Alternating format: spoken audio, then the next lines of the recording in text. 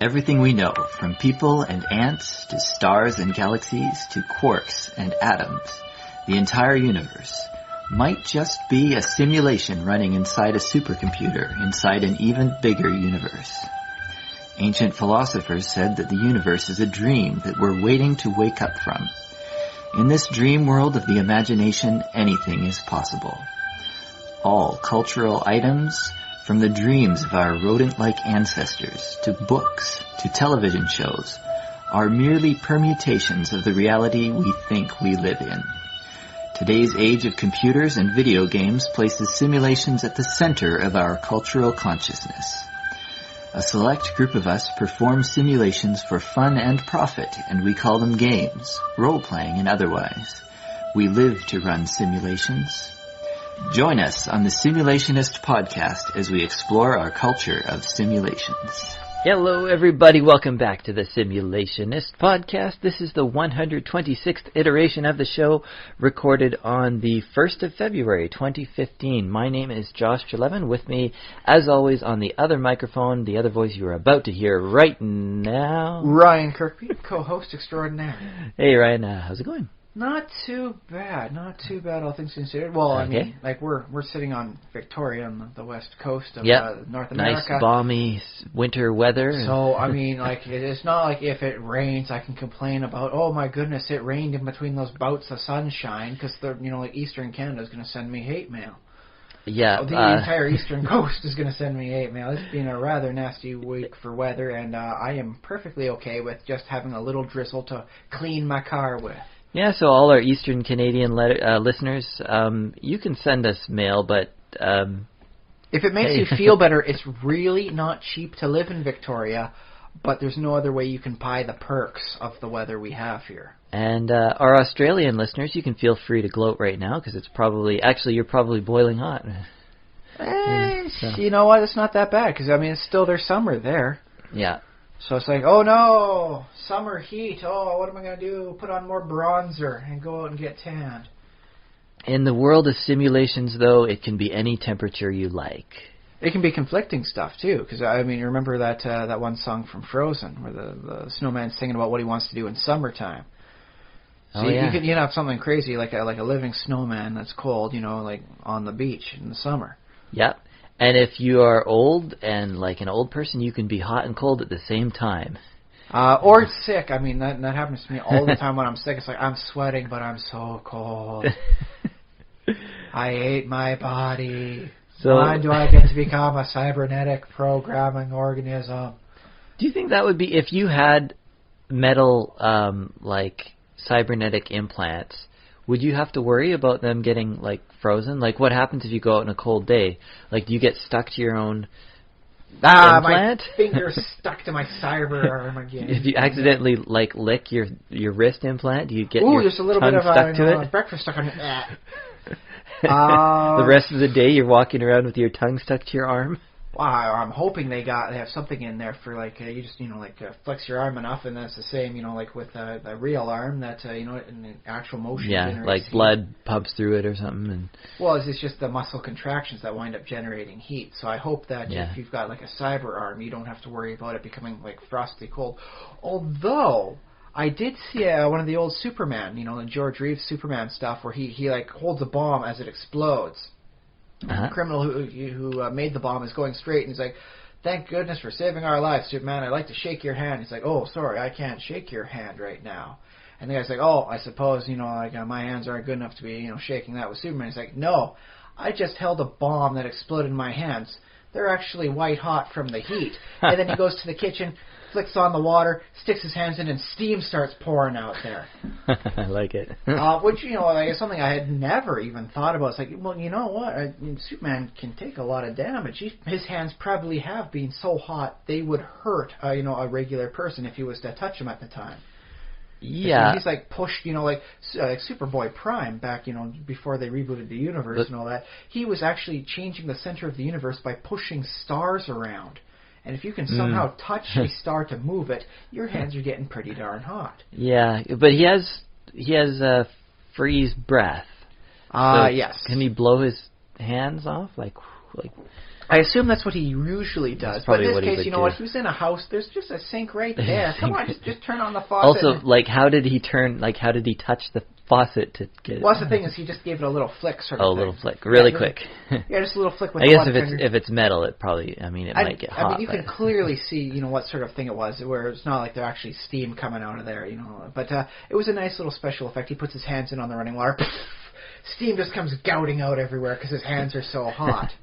I like that. Yeah. I like that for I would like to see an anvil, like a Thor type, I guess Thor, for example, but like a blacksmith type superhero that's yes, hits stuff with hammers, and then at the end of the day he's steam and ash, and he gets all dirty, and that'd be a pretty cool superhero. There's a twin side to that, I must say.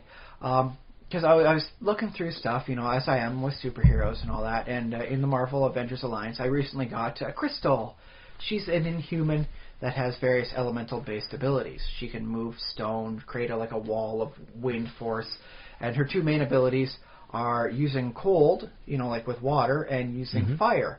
And I'm like, you know what? She's a decent person. She's one of those characters that has a well-developed conscience in the comics from everything I've seen. Okay. And it's I can't in any good conscience use fire because that actually burns.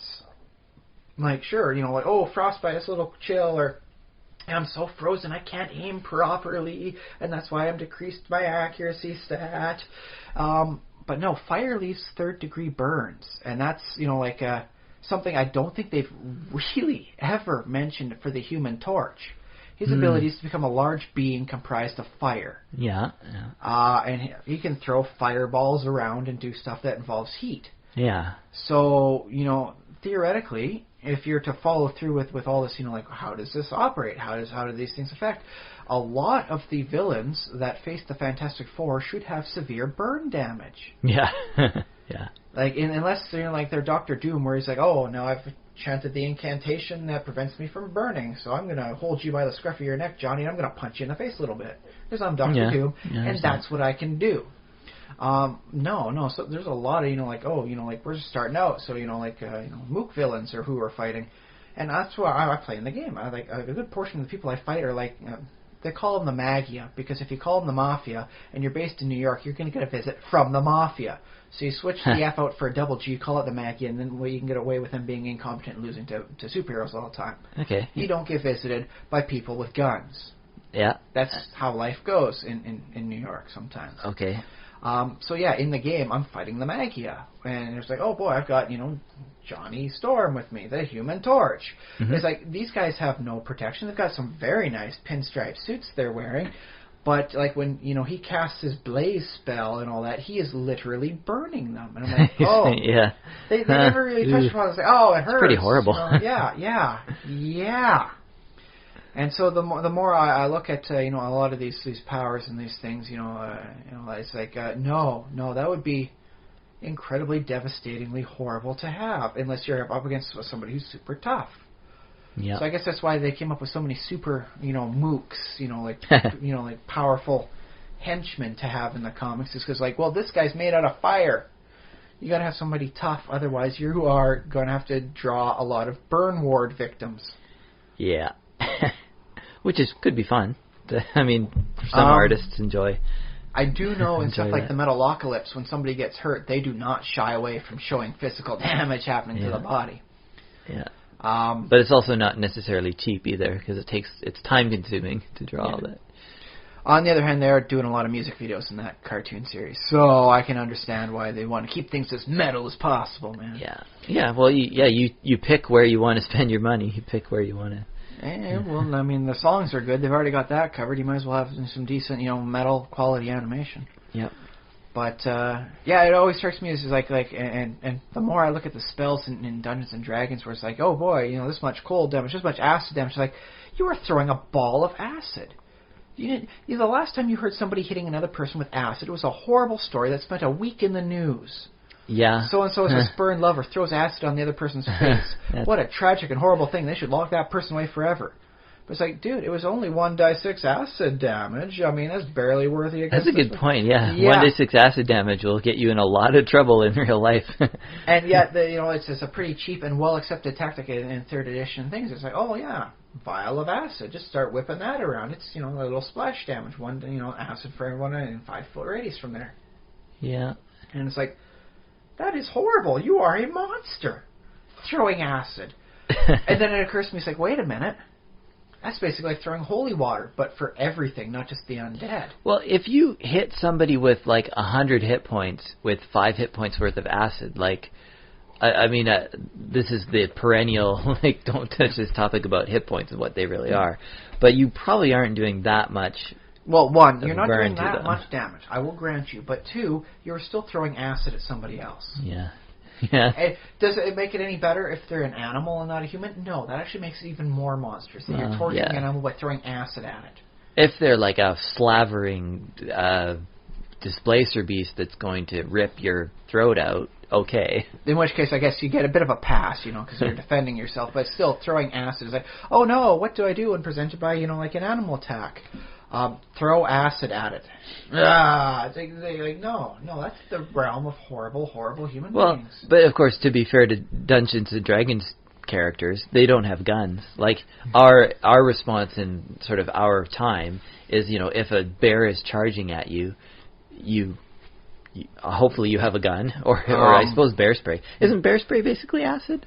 No, bear spray is a chemical irritant. It's the same thing as basically cayenne peppers, but instead of on your tongue, it's in your eyes. Yeah. So cayenne pepper isn't necessarily. It's not acid. Is not the ingredient. No, it just irritates the nerve endings. It's a non-permanent thing. Which is something interesting to consider for playing a game. It's like, instead of being like the Human Torch, it's like, no, I have the human bear spray can. I just cause like powerful irritation and incapacitation. I am a non-lethal, The hot pepper. I am the hot pepper. I am the hot tamale, baby. Hot tamale. I pepperize you. Okay. We'll combine it. He's got 2 powers. He's got fire-based powers, and then he's got, chemical irritant-based powers. Against the regular people, he just does the chemical irritant. I'm blinded. My eyes are watering. I can't aim for, crud because I'm busy crying like a baby in the corner. Mm-hmm. And then against your superpowered moves, he's, I don't have to worry about burning you that much, so fireballs! Actual fire. I like to, because it's comic books, we could make the leap and say that if you get a hot enough pepper, it actually is fire, or something like that. I have seen a few things where, they do have, like, peppers that are, like, burning on the inside. Yeah. And then I did see one where it was pepper bees. So it was like... pepper bees. Yeah, it's just like, like the red peppers with wings, and they sting your eyes. Oh, my. They were purely metaphorical to explain like the how it feels to get like pepper spray in the eyes. Mm-hmm, mm-hmm. And you know what? I think that's worthy enough of like a monster in D&D. Pepper bees. I like it. You could write them up as a swarm. Yeah. I am waiting to make sure I've got 5th edition fully encapsulated in my mind, and then I'll just make it as a 5th edition crazy monster. Not everyone makes owl bears. Yeah, I like pepper bees. I think pepper bees should be if we go back through our podcast in the past, we've probably had lots of contributions, but that should be yet another one of our contributions. Oh, okay. Maybe I'll fast track them on the monster creation thing and toss them out. Yeah. Okay. Well, enough of the pre-show whatever we were doing. Well, there's a nice tangent on the realism versus the fantasy, and I think especially with the Human Torch, it bears relevance because there is another movie for the Human Torch, another reboot coming out this year. And that's one thing you really got to be careful for in like the live action movies. In the cartoon, you can show him throwing fireballs and be like, "Oh no!" and they jump back. No.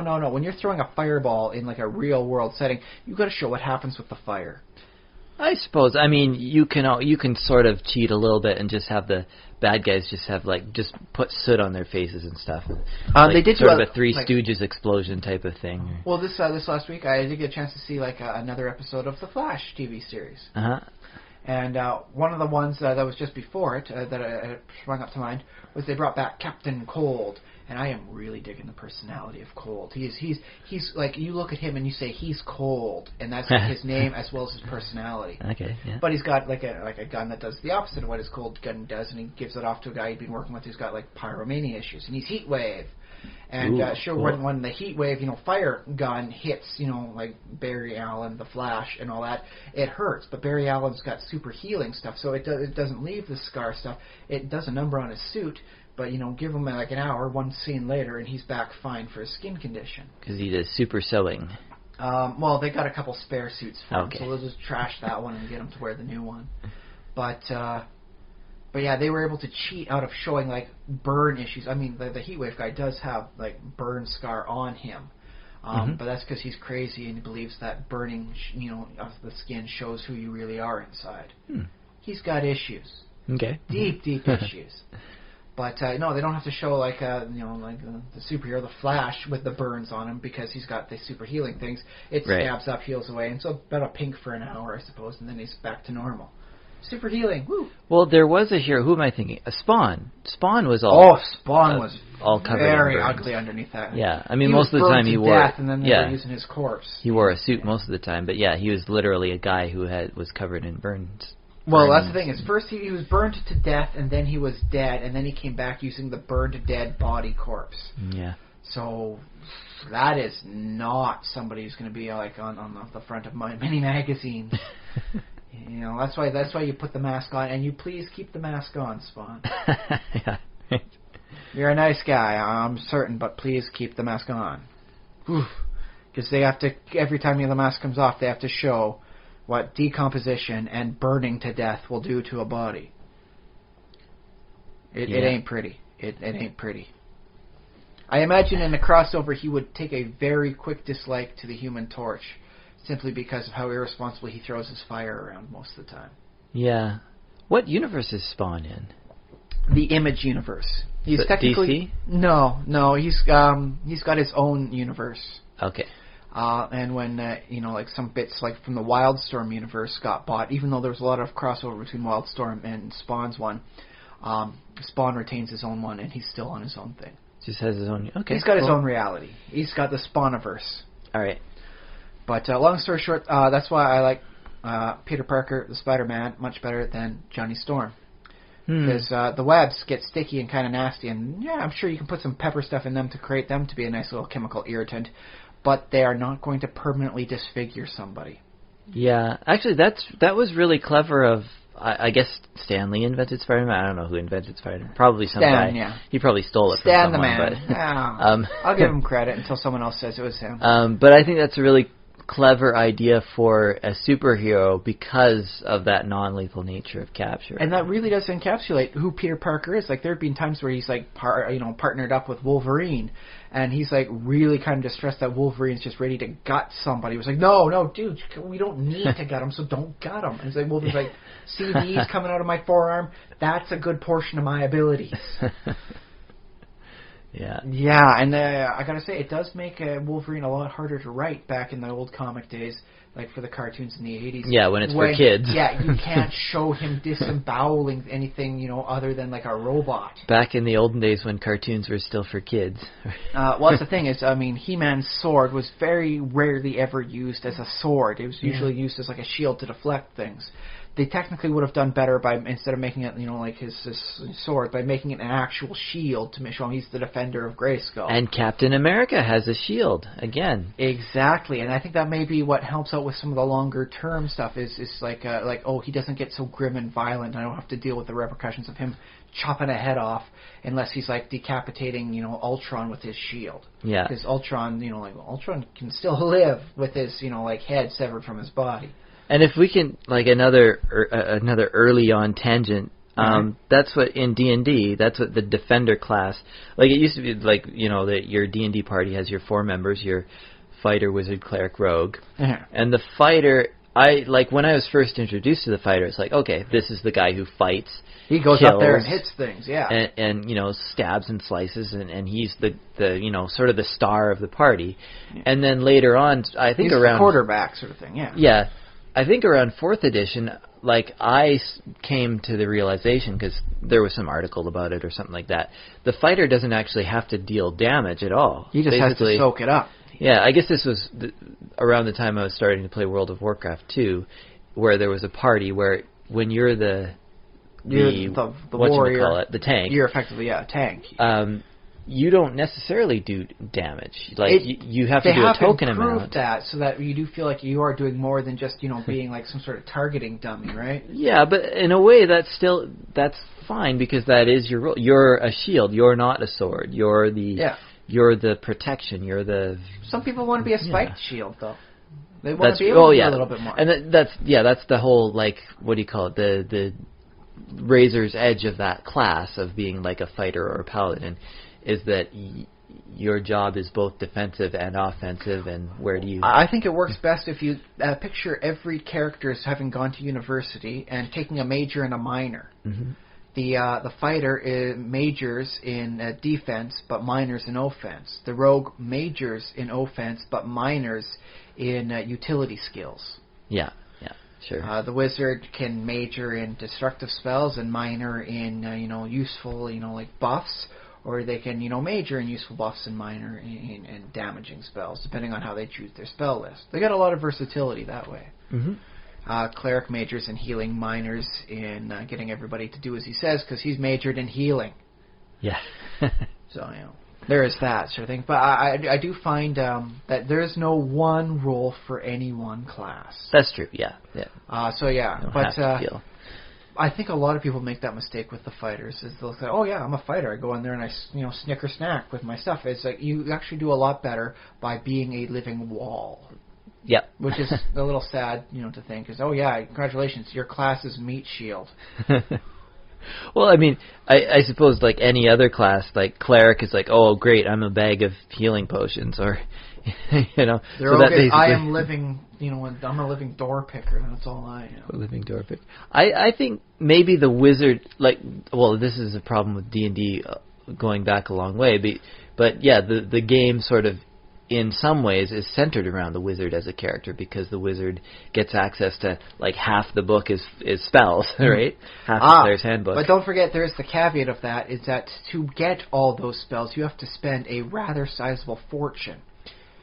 And in order to do that, you have to get your party to bring you all the gold. Exactly. So it actually works as, yes, a wizard can do everything, but until you get enough funds to get all those spells, and it gets progressively more expensive the higher up the spell is. That's true. You are not going to have access to every spell unless the DM basically is giving you books as treasure. So by properly keeping the magic spell access... And I've seen this in the video games throughout the years that they've done for D&D.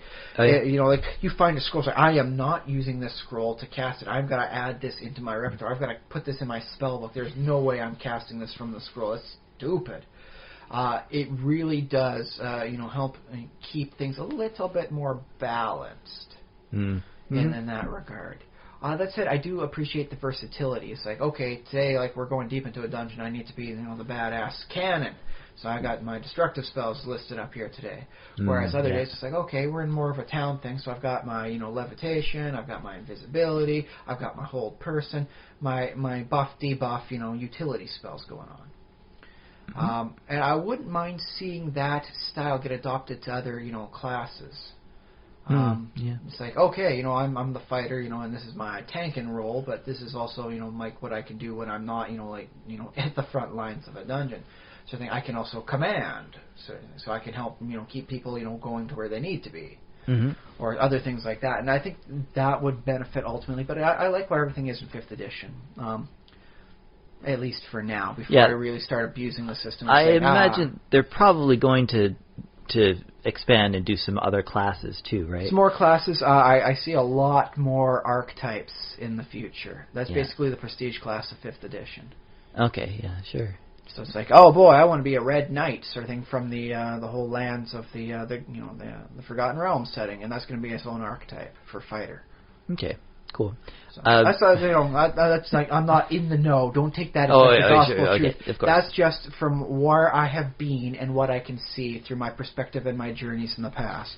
Yeah, I haven't really read through the books yet, but. Well, that's the thing is, I'm taking it slow. I'm going back. I'm double checking. Like this last week, I was just double checking class, in race combos, and I'm looking at, that Dragonborn and the Sorcerer. If the Dragonborn's, takes like the dragon magic archetype, and they choose the dragon of which the type they are from, they really double up on their benefits. They're redoing the same thing. So if you want to play the most effective, and not, like throw away your bonuses for your class or your race, you're going to have to be a dragon sorcerer of one kind, but a dragonborn of another. So it's like weird. Mm-hmm. I predict a lot of dragon mixed heritage, sorcerers in the future of D&D that way. Yeah, I imagine if I was running that game, if I was the DM, I would say, yes, you can, like maybe as a character you can make that choice, but also we'll throw in a little, like we'll double something, or we'll give you an extra bonus for being like a Dragonborn with your own. I did find that a little odd though, because in all the other stuff for like classes, like you've got choose two proficiencies from this list, and if you've got already got proficiencies like that granted to you from like your history or backstory stuff, it's basically like, okay, instead you get a free one. Pick one from anywhere. Mm-hmm. And so they already had that covered, but they didn't have this with the Dragonborn and the Sorcerer, combo. So I found that one, it's like, oh, did they miss that, or did they just decide they'll figure it out themselves? I'd say it's probably a slight oversight, or maybe they just at some point they saw it and they're like, well, we can fix that later in a web enhancement or a supplement or something like that. How to play your Dragonborn spellcasters. Yeah, because obviously, well, I don't know, but yeah, that's a thing that happens. Like people make supplement books for the Dragonborn and whatever. And I'm liking Dragonborn more in this edition than I did back in 3.5 when I was reading them up, because they were a weird template thing, and they had to be good because they decided to make the conscious choice to be good because they're like followers of Bahamut, and it's like really kind of a narrow niche going on in here, and it's I'm not seeing it work at 100%, but then, like as their own race, they do work a little bit better off. Yeah. And in 5th edition, they did at least give mention to the Draconians. It's like, they have different abilities other than breath weapons. But we're not going to describe that now. You could actually pick up the Dragon Ball, they didn't actually say this in as many words, but they, it's basically look at the Dragonlance, spell, books and all that stuff that we're going to have out later on. Okay, cool. So, at least they mentioned them, and that's all I really need at that point was a nod. They're Draconians. They're like that. They're corrupted from a horrible ritual, and they have some different abilities. So do not confuse them with the Dragonborn. So, okay, good enough. That's good enough. That's all I really need right now. You get a polite golf clap. All right. But yes. So I guess that's enough tangents on that one. Yeah. What's up with your week this week, Josh? Okay, we'll do I did improv again today. I don't think there's much to talk about for that. Had a lot of fun, pretending to be other people, so, simulating stuff. Stretch those wings. Yeah, play with the improv wings. Larry Wilmore actually did get uploaded. I was mentioning in a previous episode that I didn't see it on the Comedy's website, the Comedy Network website, but they did put him up, so it's a brand new show. It's sort of, he's taking the place of Stephen Colbert's slot. Don't hate him just because he's taking Stephen Colbert's slot. It's not as though he forced Colbert out. Colbert, yeah, exactly. He went on to Letterman. Yeah, he has taken over the Letterman role. Yeah, he is. And I gotta say, I enjoyed this show more than I enjoyed Stephen Colbert's show. Although not as much as you like the Stephen Colbert character. Well, I like him a lot. The Colbert character is pretty darn good. He was entertaining. And I like the nerdiness but I mean that's Stephen. Like, you were talking about last week how maybe he'll have a bit more of a chance to expand his true nerdy nature, his nerdiness, because as much as he was able to fit it into the character, he wasn't all about it. Well, I don't know how much he's all about, Lord of the Rings and D&D. Trust me, I've heard him list off stuff. He is as good as a Wikipedia source. Okay, yeah. Well, we'll see. I don't know how often it's going to come into play, but at least then he won't have to hide it. when he's doing taking over the Letterman's role. He will be able to exercise that, as the situation warrants. He can't pretend to be, like, oh, I'm a conservative, I don't know about fantasy. Yeah. And then make a joke about how a lot of their stuff is based in fantasy. Yeah, everyone has a good laugh. Yeah. So Larry Wilmore, he has it's sort of anti-simulationist material, because he has a segment called Keeping It 100, which means keeping it real, or keeping it 100% real. And he's asks, it's sort of a truth or dare, but only truth sort of segment, where he asks his guests, a hard-hitting question, and they have to, he says you have to tell the truth, but obviously you don't have to. I mean, the worst you get is some boos from the audience, and not booing from the audience. Get some boos from the audience. They lick you up, and then they ask you the question again. You're more likely to tell the truth when you're inebriated. But I think that's interesting, simulation-wise, because it's the absolute opposite of sort of what we like to talk about is that pretend world, or the world of lies.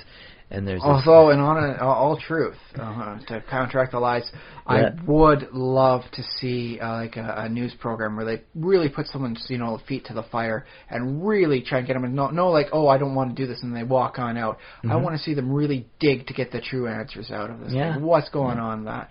And I just don't see that anywhere near as often as I used to. So, yeah, as much as I love the simulations that we run and we go for, I have a deep found respect for forcing the truth. Not quite Inquisition level forcing the truth, but maybe back that up by about 10%. Okay. Yeah. No fire on that one. Nothing that leaves a burn scar. But anything else, keep it up. Well, yeah, and I think the closest you get sometimes is the comedy shows, because you're not expecting it, and sometimes they can ask weird, quirky questions, or questions that sound quirky but are actually very serious. So deeply penetrative, questions that seem like a nice farce, and then it's like, oh, so that means this, and it's like, oh, you looked at the man behind the curtain. How dare you? Yeah. So there's. I was watching that. I spent a lot of the week catching up on the previous week's shows, and I watched Star Trek Into Darkness this week. How was that? I have not gotten a chance to see it because I am a parent now, and I don't get a chance to see any movies. I do recommend it, but there are a lot of moments. There are a lot of dumb moments in it. So I recommend. As in how? Well, I guess dumb as in that didn't make any sense, or why did he do that? Why does the guy walk with a cane in the 22nd century? There's a guy that has a cane. Wait, I think it might be the 24th or 23rd. 23rd, maybe. Yeah. The timeline's gotten really muddled for me. I have a hard time. It might be different even in the reboot, because this is the J.J. Abrams Star Trek universe, which is slightly different. And so there were definitely moments in the movie that I really thought were awesome, like Star Trek, really good stuff. Probably about, I don't know, enough to make the movie worth seeing. So I guess I'd give it it's a popcorn movie, sir. 9 dwarves out of 13. Oh, okay. But it's not something to sit down and oh, this will define my life for the rest of my next couple decades. Well, I mean, maybe I'm too old, because I've enjoyed a whole bunch of other Star Trek movies already, so I have my ideas of what Star Trek already is. So maybe somebody younger might, coming into that for the first time, sure, maybe that becomes their Star Trek. Because I know the old Star Trek movies aren't perfect by any stretch either. Oh, come on, man. Nuclear vessels. Nuclear vessels. Well, yeah, what's that, 4? Yeah. That was a really good one. And that's weird, because I'm not that big a fan of time travel in Star Trek, basically, and other series. But it does have a sad ability just to be used as a reset button. Yeah, but that one, even though it is a time travel story, I still like it, Star Trek 4. It had just enough good moments, and they actually got the American, our military armed forces and all that to help on out with that. Cause they actually were on the nuclear vessels. Yeah. But they had to show, it's like, okay, well, you can't just show people breaking into a nuclear submarine. We're the United States Armed Forces. It's like, we're from the future. We have a teleporter. It's like, okay, I guess we can't beat a teleporter. Sure, show that. That's the only way you can break in, is if you can physically move yourself between the spaces. Yeah. That's how the only way you're stealing our nuclear vessels. Yeah, so that's 9 out of 13 is more than half, so I guess that's technically a recommend. And in fact, if I gave something a 1 dwarf out of 13, that still means go see it. Like, at least send one of your dwarfs. It's so bad. You gotta have one dwarf to record that thing. One dwarf with a video camera in there. I give it 1 dwarf out of 13, but it's really only a bomber. I only give a bomber out of 13. Is Bomber the worst dwarf? He is the most comedic of the 13. I guess so. He's got the most pound for poundage. Yeah. So pound for pound, he's more dwarf than the others. Yeah. And he did have the whole barrel scene in the second movie, where he's squashing like the greenskins at a better rate than Donkey Kong can usually kill anybody with barrels. So I will give him that. But so Star Trek Into Darkness. What else I think that's about all I need to say. They tried to I don't need to talk about it. They tried to redo one of the scenes, which it didn't work for me. You've seen the first scene? Yeah, I think what they would say to me is, "Oh, it's not a redo, it's a homage homage, sorry. It's an homage." There, that's the right word. But I didn't feel like it even worked as an homage. So. Well, I do recall that one redo of Psycho, the scene-for-scene remake, where all they did was put new people in on the set, effectively, and film it. And there are people that will see that as opposed to the original one because hey, it's newer, it's higher quality. I can get it on 1080p. It's not on anyone's watch list. It's not the recommended one. You want to see a classical horror, you see the original Psycho. You don't see the remake, even if it's a scene-for-scene complete reshot. So, yeah.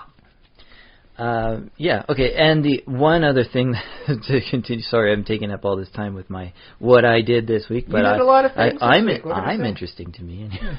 Hey, if it wasn't interesting for you, you'd have stopped it and gone in to do something interesting. You still would have had that much to say. Good point. So the other thing I was working on is my surgeon class, which I believe I've mentioned on the podcast one time or 2 times before. You have referenced it, yes. And, I mean, this idea I must have come up with years and years ago, and I always had it on the back burner. So I finally did a rough draft of the class. Yes, I've got a copy of the rough draft here in my hands. Yeah. So I wrote out the search. I'm probably, I guess 3 pages in a table so far. 3 single pages. 12-point font there, and the surgeon is a class... not a prestige class, a core class. Yeah, it's a core class that goes alongside your rogue, your cleric, your fighter, he can slot right in there. He's sort of half cleric, half rogue, because he does... A cloak. He does healing, and he does... he or she, I should say, does healing and does... damage, because a surgeon, that's the name of the class, is surgeon, and it's not like it's the not bloody scalpel ability. Rah. Yeah, it's not supposed to be your modern, it's not your Dr. Shepard from Grey's Anatomy, not that kind of surgeon, but it's more of what about the Dr. Green sort of thing? Could you be the roguishly handsome Dr. Green? Which one's Dr. Green? That'd be from ER. He was played by George Clooney. No, I think it was George Clooney that played him. Honestly, it's been a long time since I saw any of that series. So well, no, and he's not even Oh no, wait, maybe Dr. Green was the other guy that was getting in there. He's not even like Hawkeye or Winchester or anything. It's not that. You can make him a snappy patter, sort of as a personality trait. So you can do Hawkeye. Yeah, you could, but but Hawkeye is a very strict pacifist. If he's got a gun on his hip, it's because he was forced to dress up that way, and it doesn't have bullets in it. Yeah, I would even I might have even called this character the barber. That's sort of the classic, going back to role, that age when the barber was also the guy who pulled out your teeth and drained the blood, excess blood out of leached your blood and everything. Oh, I should have called him the leech or something like that. But yeah, sort of that old timey sort of surgeon that's sawing, sticking a piece of leather in your mouth and sawing your leg off kind of guy. Oh yeah, there was the chirurgeon stuff, the French name for it and all that. Oh yeah, became surgeon. Yeah.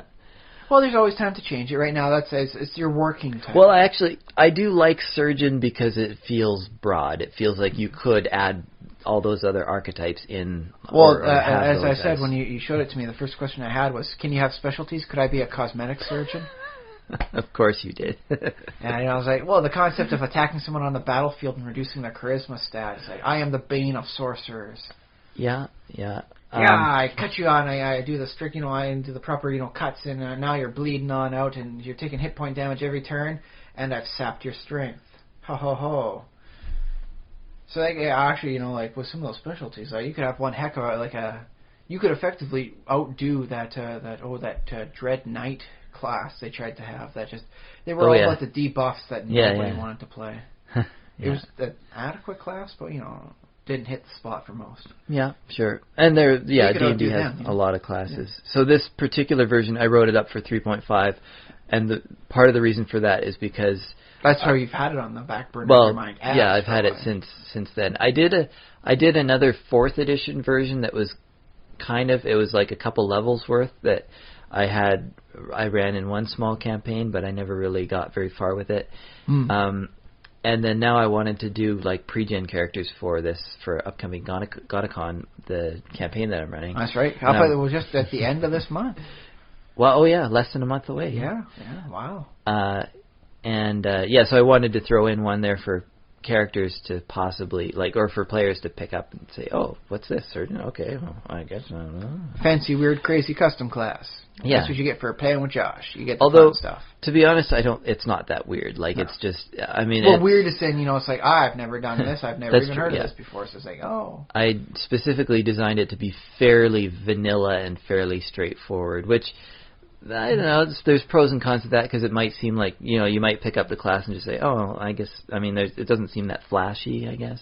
That's okay. It doesn't always need to be flashy because, sometimes, functional and easy to understand will really help a newer player. And I'm hoping that, I always hope that, somebody could pick it up and say, oh, yeah, I could add this and this. Add their own character into it and bring their own archetypes to it somehow. Very nice. So, and the other reason for creating this class, of course, because 5th edition is now a thing. It's an established thing. It's not like a 5th edition or 4th edition where people are like, I think we'll drop it. And it's like, oh, boys, it's going to do good. It's going to do good. And then it's like, oh, no, we got the attrition rate going out there. 5th edition seems to be holding its own. It's got the good, muscles. Exactly.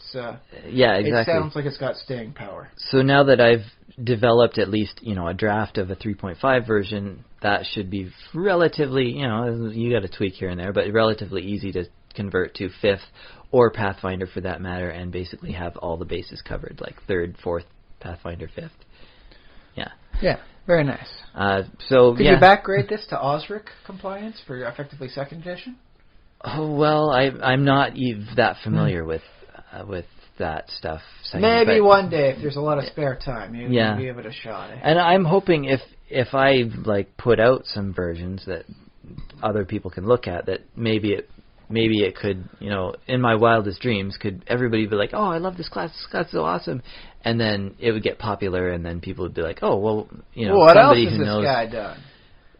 Well, yeah, they could go back to the podcast, but also somebody who knows 2nd edition could pick it up and say, oh, I could easily convert that back because I know it's a simple kitting process. We do this, done. It's a kit that applies to either the cleric or the rogue class. This is innovative. All right. Yep.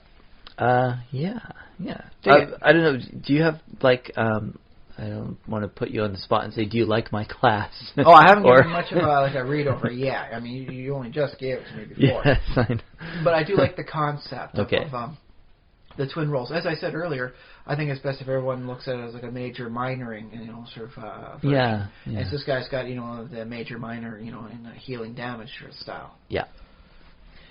And I like that because what was that thing in the Lord of the Rings where it's like, oh, we should just kill Gollum? It's like, oh, can you take it back? There are lots who deserve life but do not have it, and lots who deserve death who do not get it. And all that. And he's basically admonishing them for don't kill anybody unless you can reverse it. And it's like this guy can do that. Why did I stab you around all that? Oh much? Well, I can undo it if it's really. I'm allowed to. I have that moral high ground. I like it. Yeah. I like the arrogance of the surgeon too. Well, he can be. That almost works hand in hand with the name surgeon. It's like, I'm going to be a little arrogant. That's my style. Yeah. So I'm going to give it a nice read through and see how well I like it. And I guess I'll add it into my little collection of 3.5 stuff. That's it. I'm going hard on Fifth Edition. Well, not hard as in like I'm reading everything all at once. I'm studying it, man. I'm just reading. Study. Yeah. It will be one with me, and I will be one with it. I hope. Should we segue over? I think that's all I've done. So segue over to what you've been up to. I finally get into the deep meat and bones of the Thaumcraft mod for Minecraft. Golems. It's like I've been, finally got into that area, and I finally got a way to get the research points I needed to get in there and do this stuff. Turns out the answer was carrots. I get a deconstruction table, and I just start pumping carrots through there to get the points I need. And with that, it's like, oh boy, I can have a tiny little straw golem do this, or do that, or do this, or do that. And it's like, can I really have them do this? And so I look up a little, stuff on, the YouTube for, guides and all that. It's like, I can. So now all the really, nasty, little, annoying chores is something I can have just automated effectively. And so I get the benefit of not having to go through the dang chores. It's when I need it, the stuff's ready for me. On the other hand, it's not like a freebie. I didn't just get it. I had to work for it. I had to do the study. But at the same time, I didn't actually have to just get it as a freebie. It was something I worked towards. Research this, do that, and then I'm looking at it's not going to be easy to actually get the golems to do this. I'm going to need nether cores, which means I'm going to have to go into the nether, which is something I've actually been holding off for a couple of years now. I don't see much of a need before to go there, but it's like, now the stuff that's over there, is this looking good? So, I'm okay. Nether portal, what should I have around it? And defenses and designs, what sort of style am I going to go for? And, once I get that, I'll go into the nether, I'll get the nether quartz, I'll come back and I'll do this and that, and I'll get the stuff, and I'll actually be doing it, and I'll get into the rewards. And you know what, beforehand, I was actually just having fun playing the little mini games of the research stuff. And, that was good enough for me. But now it's, hey, in addition to playing a fun game, you can create a little golem. And I could have a field, like a cropland. I could have one golem that whenever, say the wheat gets mature, it'll go and it'll harvest the wheat. Another golem will go and collect the stuff, that pops out, because they're very primitive sort of things. Mm-hmm. And then a third golem will try and replant any of that stuff with what's ever in the one chest. Mm-hmm. So whenever I want to, I need more wheat, I need bread in my diet. Go up to that chest, there'll be a whole bunch of wheat there, and there'll be seeds waiting there, because I can burn off the seeds now on the deconstruction table for added research points. Oh yeah. Finally a use for seeds for me when I get too many. And so yeah, it's nice that I was enjoying what I was doing with it, but now it's like, there's more for me. There's more. Hooray. Mm-hmm. And I'm happy on that, so yay. That's good to hear, because, you were saying before in Thaumcraft it was taking a while to get. It's definitely not an overnight thing. You don't just pop it in and do that. Now, with Thaumcraft, is it just because it takes that long to learn the recipes and or does it take that long to just gather the ingredients? Well, the research points are pretty rare. You have one for each of the basic classic elements, like fire, water, earth, air, and then you've got order and entropy. And I can find entropy in a lot of things. I'm researching this, or there's a lot of sinister nodes. They always seem to have entropy there. And whenever you find a new node and you look at it, you gain points towards research. Okay. Order is much, much rarer. It's there's one, you get 1 point for looking at sandstone. It's earth and order combined to create the sandstone, right? Okay. Yeah. But it is not as prevalent as anything else really in there. So I had to find the deconstruction table, and look up what is going to get me points for order, and it looks, hey, carrots and potatoes get me that. I can grow those. I can get a theoretic infinite amount. All I need is some time. Yeah. And this is one of the first times what I actually did was just, kind of waited on the game and just, sat down and just had the game kind of just run. And, it's just okay, I click, and then I click, and then I click, and I'm doing this other thing, elsewhere. Where I'm playing, one of the mini games in there, but I'm basically just trying to get those more order points so I can get the more research. And I finally got enough of that, and I finally sat down and did the whole thing that I've got it, yay!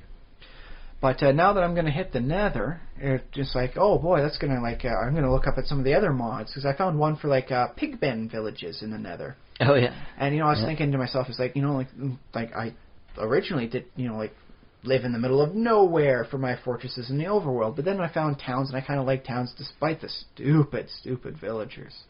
And I'm just like, well, you know what? With these villagers, they're the reason that keeps me there. So maybe if I can find like a village in the Nether, I can have more, time to spend in the Nether. Yeah. So, like a pigmen village in there. It's like, okay, I guess that makes sense. I'll give it a look. I'll see what the mod is like, what issues it has, and how many people are liking it, what they're rating it. And it's like, well, you know what? If I'm doing stuff in the Nether, I remember the Soul Shards mod. And I looked it up. It's like, the guy kind of abandoned it at 1.64. Some other guy picked it up, and then he dropped it. And there's a current group that's doing it. And it's like, oh boy. I go into the the Nether, and there's like a way I can get to. It's a shard, like a crystal, that when you kill a creature or a creature dies around you, and its soul goes into that shard, and thereafter it becomes locked for just that one. And with that, it becomes the center for making your own mob spawners. And depending on, like, if you want, like, the highest-end mob spawner possible, you're going to have to kill, like, over 1,000 creatures. So it's not, like, a freebie given either. But it's like, well, you know what? If I have these soul shards, because I can go in the Nether and effectively eventually make it, what I could do is, like, instead of just having, like, a portal to the Nether, it could be the central heart of, like, a dungeon. Where it's like, I keep everything in prison, so this is, like, where I keep the creepers in prison. But I was thinking, it's like, it seems like it can work for any mod. So it's like I could get the crazy things from like the Mo Creature stuff. It's like I could have like a turkey spawner. That'd be kind of weird but crazy. It's like a bad animal's wing, some sort of pet, penitentiary. Yeah. And then it occurs to me, it's like, oh no, I could have a villager spawner. I think that's an actual possibility. And then it occurs to me, it's like, but that actually solves the biggest problem I have. Villagers die all too easily, and they're really, really stupid. Yeah. But if I could spawn the villagers as I need them, then I wouldn't have to say, okay, I gotta put this guy up in a big, couple blocks of sand all around so I can get the proper trade, and he won't die before that happens. I won't have to worry about that, because eventually a villager's going to spawn in with this villager spawner, and I can make a decent trade, not have to worry about, it's like, I gotta keep this guy alive at all costs, my goodness. He's actually got a decent trade, not just some sort of lousy, I want 9 ingots of gold for a single, emerald. And it's like, I hate those guys. I have 3 of them. They're all standing next to each other in my little town area. And it's like 8 gold bars, 9 gold bars, 9 gold bars. And it's like, if you guys were to be, attacked by zombies, I wouldn't lift a finger to save you. That is a horrible, horribly imbalanced trade. Yeah. So, now it's like, on the other hand, it's like, ooh. Now that I can have effectively an infinite number of villagers spawn, I don't have to worry about the ethics of how they die. It's like, oh no. I've done some bad things with them before, but this could get even worse. But yes, it's opened up a lot of potential, because now there's a little bit more incentive for me to go to the Nether. I'm forming up stuff, and other mods are starting to come into play. It's like, I'm going to give this more of a look-see. And that's been my big thing this week, is before I go into the Nether, before I make my, portal, I'm going to design something around it, and it's all starting to coalesce. Like, okay, this wing of the game I haven't really played before, I'm going to start focusing on again. And yay! Cool. Fingers crossed good stuff happens to me. Other than that, if it doesn't pan out, I can always just try the Mistcraft stuff and just find a way to generate nether crystal spires in a random world. That does generate a level of instability, so there's danger there too. Yeah. But hey, you know what? It's fun. That's been my week. It's just figuring out what to do next, and like, cause I'm like, now that I can figure out what I can do with the golems, it's like, I had a nice little vertical farming tower here, but I'm gonna have to redesign the whole thing on that, and I'm gonna need more room for this and that. So I gotta like take this down and rebuild up over somewhere else, and a lot of planning, a lot of theory craft going on this week. Cool. Other than that, I saw a really nice movie this just yesterday night, called The Weird Woman. One of the old black and white Universal movies. Long story short, there's a scene where the wife is rather superstitious, and she's in a big panic thing because someone's phoning up and harassing her with like a death chant that from her the religion she grew up with, And the husband, played by Lon Chaney Jr., the Wolfman, yay, implores her, to be stronger than that. And when she picked up the phone to actually listen to it, despite the fact that for her, this was the chant of death. This was death made vocal for her. And she finds the will to pick it up and overcome that fear. It's like, she has become more powerful than the religion, the superstitions she grew up with. It's just like, oh my God, like they probably didn't mention for this to be such a powerful scene, but that's how I saw it, is she became more powerful than the magic. The magic that she believed her entire youth and growing up, she overpowered it. It's like, oh my. And then it hit me. That's spell resistance. That's the best description of spell resistance I have ever seen in Dungeons & Dragons. It's like, because before, like, spell resistance seemed like a mechanic that was added in just for game balance sake. Like, why does the wizard not just blow through every creature? Well, some of them have spell resistance. You have to hit them with a sword. Good thing you got a fighter in the group. He's finally useful for now. And it's just like, well, geez, that's kind of a cheap way out to make certain that everybody has a use, all the time. Yeah. And then it's just like, no, the creature has superseded your magical abilities. It is not part of your series of spells and incantations. It is beyond that, and that is why your spells cannot touch it.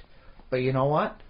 No one can overcome a nice, firm length of steel, slicing through their abdomen. So, you're still subject to physical reality. For now. Well, some golems have resistance. And they always seem to... Golem's spell resistance and effectively spell immunity, except for like these 4 spells, seemed cheap. I hate to say it about Gary Gygax's original stuff, but it seemed cheap. Yeah, well, and especially... I did like how spells would affect them differently. I did like that. That added character and style to it. But other than that, it's like, if it's not those spells, it doesn't do anything to them. It's like, why you gotta flip me off, Mr. Gygax? Why you gotta flip off my wizard? Yeah, well, the thing about golems is they have both. They have damage resistance or reduction or whatever you might call it. Oh yeah, and that was some pretty high level stuff at certain points too. Yeah, sometimes it's unbypassable in some cases, and I think later they made it versus everything but adamantine or something like that. Yeah, and then they lowered the amount. So instead of like 50, slash plus 5, it became like 15 slash adamantine. Yeah, and so I mean, I guess the intention with golems was they're intended to be created as the ultimate barrier, like, because if you were a wizard in the game world or whatever, that's what you would sort of, if you could, you would invest in a creature that was both very hard to kill with iron or steel and also resistant to magic, and you put that all together in a package and make it guard your tomb or whatever. Of course, mind you, if you're smart, you'd have made it before you needed a tomb to guard. Maybe you wouldn't be dead. well, that's what happens when you got a high intelligence score but low wisdom. You might be a demi-lich who still needs a tomb to sleep in. Demi-lich really doesn't need that much protection. That's true. I mean, they got nasty spells, man. Horrible things. Yeah. But yeah, no, the idea of spell resistance and sort of anti-magic and like unmagic. It's often it feels like a very one-upmanship game. It's like it was kind of like when you go to the carnival when you're a young kid. It's like, oh boy, look at that ride! That even spins you in 4 different directions at once. I'm gonna ride that till I vomit. You go up there, and it's like you wait in line for 10 minutes, and then it's like, oh, sorry, kid, you're 3 inches too short to go on this ride. It's we can't let you on there. It's like, oh. And that's what the spell resistance and that's what the damage resistance was. You must be this tall to go on the ride, and it really stung when you weren't big enough to do it. Yeah, well, so let's see. But there is a way to get, like, either you can wait a couple of years and grow. And hopefully, maybe next year. Like a glandular condition, maybe only 1 year. Oh, that would be pretty sad for if you were just short and you just never hit that. It's like, I'm not coming back to Stampede for another 5 years, sort of thing. It's like, like I'm not going to get a chance to do this until like the next decade has come around. And then it's like, this is like, well, you were 3 inches too short now. I'm sure you'll be tall enough in 5 years, kid. And it's like, well, I don't want to wait 5 years to go on the dang ride. 5 years, this ride will be mothballed. Yeah, and I suppose the D&D equivalent... 5 levels to come back to finish the dungeon. You need 5 more levels to beat this dungeon. Well, what am I supposed to do for 5 levels? This is second edition. Do you know how long it's going to take me to get 5 more levels? Oh, lucky if I'm not dead from old age by then. Although it might be the case that you ended up at that particular level because you took a shortcut past like 3 or 4 other levels, and maybe in which case you get the experience points them. for overcoming them, right? Well, for overcoming all the challenges in between? Is that you get a fraction of them, sort of thing, for being smart enough to bypass them, not just have to, smash your head through every dang obstacle. You were smart enough to go around the dang thing. Well, I'd give some experience points, but again, remember, I see experience points as things you actually experience give you experience. So I experienced myself being smart enough to not walk into the death trap and instead go around death trap. Yeah, but you didn't learn anything then. I learned that you're not supposed to always go straight through the deadly corridor of 100 traps. You didn't learn what it feels like to get killed by all those traps. I'll go eat some spicy food. It'll feel like I got the 100 traps on the inside of my colon later on. Well, okay, maybe you'll get some experience for eating spicy food. I'll eat the pepper bees, and that'll be what it's like. I'll get the experience, 1 experience per pepper bee eaten. Nom, nom, nom. I like the thought that there could be XP-infused food. It does set up for some potential bad imbalances, but it does make for funny experiences. Yeah, and Minecraft has XP in bottles and stuff. Yeah. Well, okay. How about like this? You create a food that's so spicy and so harsh it qualifies as either a poison or a trap. Oh, yeah. And thus you get experience points for overcoming it, or surviving. Or, just survive. Just even just take the damage from it. It's called Dwarven Lager. If you survive it, you get 25 experience points. I like it. Yeah. Side effects may include, dizziness, nausea, vomiting. You might break out in a fever and. Well, no, it's Dwarven Lager. You might break out in a beard. Beard. That's how they get the beards. It's from the booze. And because you don't have dwarf physiology, the beard will just sprout out everywhere, So there's going to be a couple random encounters of people suspecting you to be a very short, Bigfoot. Other than that, you get the experience just from that. You're surviving, the Bigfoot chasers. You get experience for that as well. It's all good. Don't worry. Yeah. Well, D&D is full of opportunities for experience. If you look for it and you're stupid enough to actually go for it, yeah. Yeah, but so is anti-magic? Often it is there's a spell called anti-magic field. Anti-magic barriers and that stuff. They've got barriers, they've got walls, different forms of it. Individual personal protection, and as part of some of the higher end cleric stuff where you investiture of a portion of your god's might. So that's true. Spell against good or evil. That's interesting too, because we have sort of a few different realms of magic. We have sort of arcane magic, which is a little bit dark and possibly pacts with heresy evil. going on in there, raising the dead and all that. We have a skeptic school, which is magic doesn't affect me because I don't believe in it, or I'm above it, or something like that. And we have a third school, which is divine, which is magic is arcane magic is sort of evil and dark, and we protect against it because we're holy, and we have yes, it's still magic, but it's also sort of a religious kind of the protection of the deities. Is the power of faith as opposed to manipulating energies mankind was probably never meant to manipulate. And according to the God, who, by the way, made humanity, says, we're not supposed to do that. So I'm going to say, we weren't supposed to manipulate these energies. Is in the D&D, in at least one of the D&D sort of pantheons, is there a thing about the good gods not liking magic? Is there nothing explicit? Although, especially with some of the dwarven pantheons, it's not seen as the favorable way to go about things. Yeah, I wouldn't think so, because there's definitely settings. It explains why dwarves have the spell resistance stuff in them. They're just darn religious as part of their upbringing.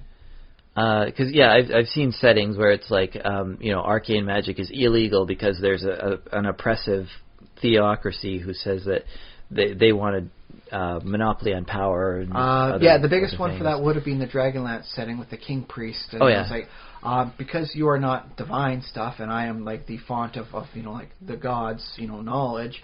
I cannot control you, just by the fact there's 3 demigods of magic. So because you don't fall under this purview and you have power, I'm going to have to persecute. Mm-hmm. And I guess that sort of ties into sort of our real-world history of sort of witch hunts and that kind of idea. And yeah, that came up even after, a giant rock fell on them, the king priest, for being such a big dick. Oh, yeah. He tried ordering the gods instead of just, voicing them, and they said, you know what? Good gods remove protection, evil gods throw a mountain on your kingdom, and there we go. That's how it goes. Yeah. But no, and then there was the whole thing about, mistrust, because, what is magic? Oh, no, he did weird things. I can't do that. That's unnatural. So, yeah, if everybody can't do it, it must be unnatural. So, burn the witch. Yeah. So there's that, and then there's this another, I guess it's the one-upsmanship of the +1 beats the +2, beats the +3, beats the +4. And I remember, this I only discovered recently too, but that at some point Gary Gygax or somebody in that early circle of D&D had described those pluses as your weapon actually exists in 5 dimensions, and so that you need a +5 weapon because certain of the monsters are sort of taking refuge in that either the 5th or maybe somehow be able to move between all 5. So only if you have a weapon that actually cuts through all 5 at once. But that was a nice fluff explanation for it, but it never held through with displacement effects. Yeah, because you go to 3rd edition and all that 3.5, and you got your Call of Cthulhu campaign, and it's basically Cthulhu has, and all the Elder Gods have a 50% chance of ignoring any attack because they simply don't exist at the moment the attack happens. They're basically just, oop, no, that invention doesn't apply to me right now, haha. And it gets rather, there's no you need a +5 to overcome this, to be in all 5 dimensions. There's not a special ability I've seen off the top of my head that says this counts as a +1 ability and it allows you to attack creatures that are otherwise have a mischance. Yeah, I think, and they probably just got rid of that because I haven't seen that in a very long time. In a lot of time, I had to look back at some old material, so I don't think they still have that idea. But they didn't seem to follow up on it very much, even back in the old material. It was a nice explanation for why you need it, but it never followed through to create a cohesive style. Yeah, it just turned into numbers, which is it's good. It's got its pros and cons when you're just because I don't want to say entirely, because people make the argument sometimes that just throw away all those pluses. Those are so boring. +1 to +5. Who even needs them? I'd rather have a flavorful ability on my sword. I did see a lot of people in 3rd edition with a +1 sword with 9 pluses worth of special abilities. Yeah, and that's a little weird too. But it's kind of it makes sense that the only reason they had the +1 was because you had to have the +1. That's true. Yeah.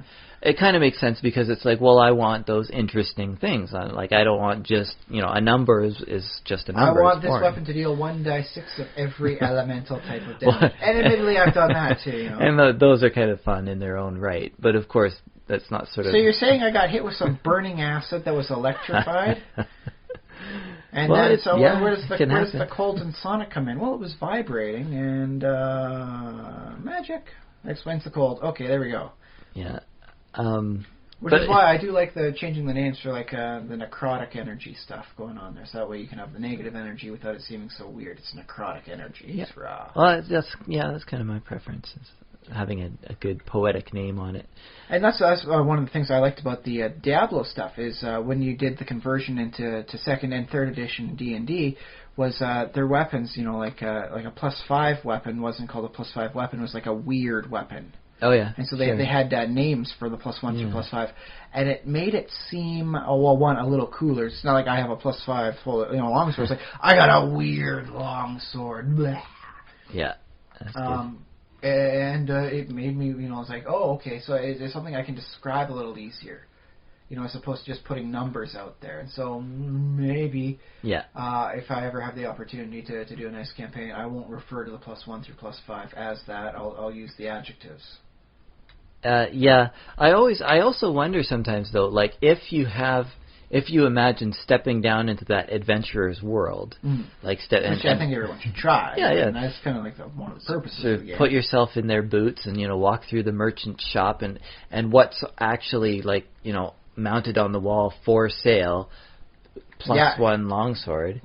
I mean, heck, even for most of them, won't make the longsword until it's commissioned, because, that's metal and resources taken up there. So I do wonder, I don't think it's impossible for them to literally, in-world, create some kind of numerical system of saying, yep, this cuts, 20% more than the other one, so we're going to call it a +2 or a +1, because those are, plus is a real word. I do remember the Order of the Stick doing that sort of thing, and one person's describing it's it has a 20% greater attacking capability, and Roy Greenhill's like, don't worry, we just use the numbers here. It's like, oh, okay, it's equivalent to a +4. Yeah. And so they do try and keep it in there, but but just by giving it the name, it does seem a little artificial, and that's why I think that's a big reason why spell resistance, spell immunity, and damage resistance always seemed even more artificial, because it relied on those numbers empirically. Yeah. And so it's it was always just so anger just made me unable to pronounce the words properly. Enraging? It made me gain the rage ability, just how I could rage at it. But then I watched this movie, and it's oh, she becomes more powerful than the magics that once held sway over her. Meanwhile, the lady who is tormenting her with the death chant stuff, she winds up getting tricked into believing, oh no, in 13 days she'll wind up dying because voodoo doll cursing stuff going on, and so she winds up effectively losing levels. And so what once was just a crazy superstition that she didn't believe in had as much power over her as any magical spell in a D&D world. Interesting. And so when they said according to what the dream I had, that led to me finding this doll, which shouldn't be here. In 13 days, the woman who caused the death of this person will die 1 minute after midnight, and she actually dies of the method as they described in the fake dream. The dream never actually happened. It was a ploy to get her to admit guilt. So it's she winds up dying in the manner described 1 minute after midnight, the 13 days later, and it's I'm supposed to be like a karmic death, it's haha. Sure. But how I saw it was that she effectively lost so many levels. She didn't have the immunity, to the magic that she would have. Also, what I have to do is put the suggestion in there, and then that becomes like a spell on her, and then she succumbs to it. It's whoa. That's not how they meant for it, of course, but it's I'm watching this from a D&D perspective, and I'm my mind is being blown. This is actually making sense for spell resistance and all that, and how somebody lost levels and they became more subject to the stuff. It's oh, it makes sense. It does. And so hey, weird woman, you unintentionally really helped me with a problem I've had in one of my favorite games for over a decade now. I like that there's a different way to look at that. Yeah. So now when my characters level up, they're going to start acting like they're immune to everything. I got more hit points. I'm 4th level. Haha. I'm immune to this. Immune to a sword to the gut. That only did 10 hit points damage to me. I've gotten 33% more hit points since the last time I took a sword to the gut. I am 33% more immune to this now. Your silly little regular sword doesn't hurt me as much. When I was 1st level, that would have killed me. But I've become more powerful. I am overcoming physical reality. Not all at once, but slowly. Slowly, your swords do less and less damage to me. Soon I shall become all but immune to their damage. Actually, it will be like pinpricks, like a splinter in my finger. Some people have described D&D leveling up to absurd levels like level 20 in D&D as basically becoming a superhero, in a lot of ways. They don't have a lot of the superheroic abilities. A 20th level fighter, especially in 5th edition, is never going to get super strength. Flight's pretty easy in most fantasy things. Get a ring of flying. Cape of flying, all sorts of stuff. If I can get myself into the nether quick enough in Minecraft, soon I will have a girdle that helps me fly. Oh, yeah. I will be able to fly in there. I will break the bonds of gravity. I will be, as the song goes for the Wicked soundtrack, I'll be defying gravity. Oh yeah. So yeah, flight's a pretty easy one to overcome. But something like super strength, yeah, that's a little bit more difficult. Well, it depends if super, like, the definition of that is just greater than 20, like, strength score of 20, you could probably get strength score of 21 and be super. Well, like, and above average. You actually can't do that sort of thing. The spells and the magic items now take you to 20, but you don't go over. Monsters can go up to 30 and all that sort of thing, but if you're immortal, which you should be for playing this game, cuts off at 20. Oh, yeah. Which is, I think, good. It's nice to have, the monsters be bigger and monstrous, and you still overcome them. It's not like, oh, dude, look at me, I'm buffed out. I got the same strength score as a gold dragon. Aw, yeah. I wonder if, I guess we'd have to see some more 5th edition in action, but I wonder if that superhero thing is a bit lessened in this version of of D&D. Well, I mean, you could have some aspects of something like super strength and still be like super styled without having all the accoutrements. Like just because I had one back in 2nd edition I made for a magic item. It was like bracers of strength, but instead of actually raising your strength score, it would just multiply how much you can lift. So it's, unless you're dropping like that giant statue you're carrying on someone's toe, you're not actually going to be dealing any more damage with anything. It just gave you like the proportionate strength of like an ant.